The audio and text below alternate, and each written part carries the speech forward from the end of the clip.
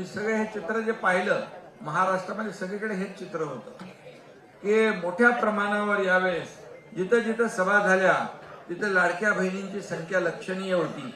अगोदर आपण सभा करायचो तेव्हा टायमिंग असायचा, स्वयंपाक करायचा, पाणी भरायचं, कुटुंबाची जबाबदारी, पण यावेळेस बघितलं मी फार म्हणजे ते टायमिंग बिमिंग काय नाही सगळं।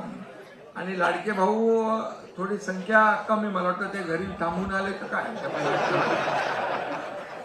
पण मला आनंद आहे, समाधान आहे की ही निवडणूक आपण जोरदारपणे जिंकलेलो आहे। सर्व माझ्या नगराध्यक्षांचं मनापासून मी अभिनंदन करतो, सगळ्यांना खूप खूप शुभेच्छा देतो।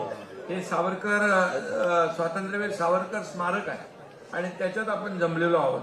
आणि सावरकर म्हणायचे भाग्य घडवण्याचा आपण स्वतः प्रामाणिक प्रयत्न केला तर परमेश्वर देखील आपल्या पाठीशी उभा राहतो।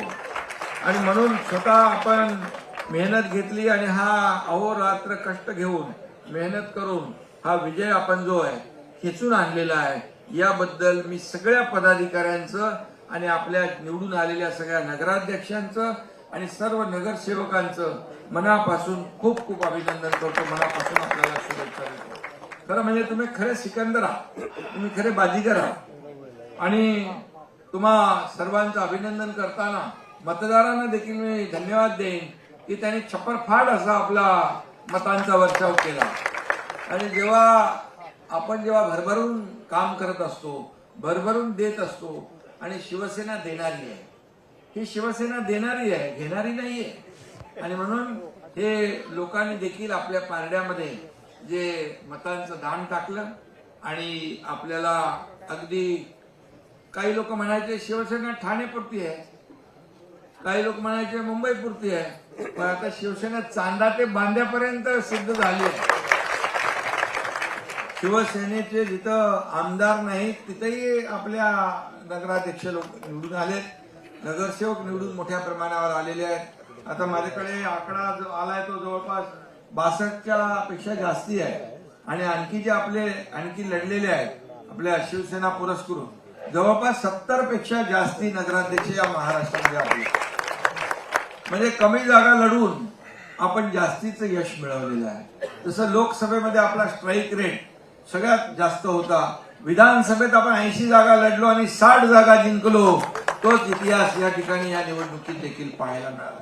मी अनेक ठिकाणी पोहोचलो, अनेक ठिकाणी गेलो, काही रोड शो मध्ये देखील गेलो, काही सभांमध्ये देखील गेलो, पण प्रचंड असा उत्साह आणि जल्लोष कार्यकर्त्यांमध्ये पाहायला मिळाला की त्यांना या निवडणुकीमध्ये बदलाव पाहिजे होता। गेले अनेक वर्ष ज्या ठिकाणी शिवसेना नव्हती त्या ठिकाणी देखील शिवसेना पोहोचली। यांच्याकडे गेलो होतो आपल्या चाकणला, पंचत्रंबक, इकडे काय नव्हतं, चंद्रपूरला पण आलो, भद्रावती, चंद्रपूर,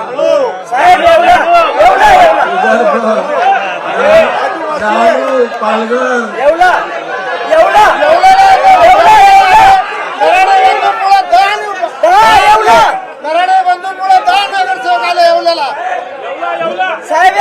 उमरगा,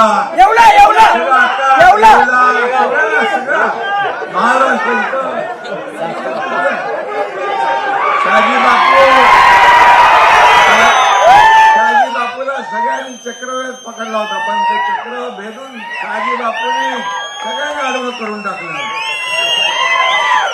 शाजी बापू एकदम ओके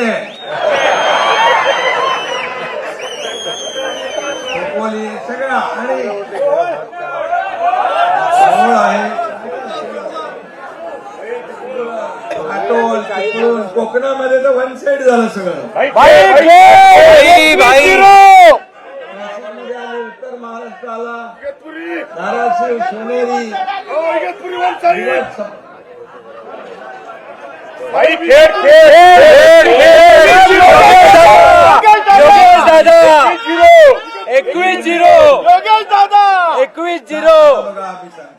चांदा ते बांधा,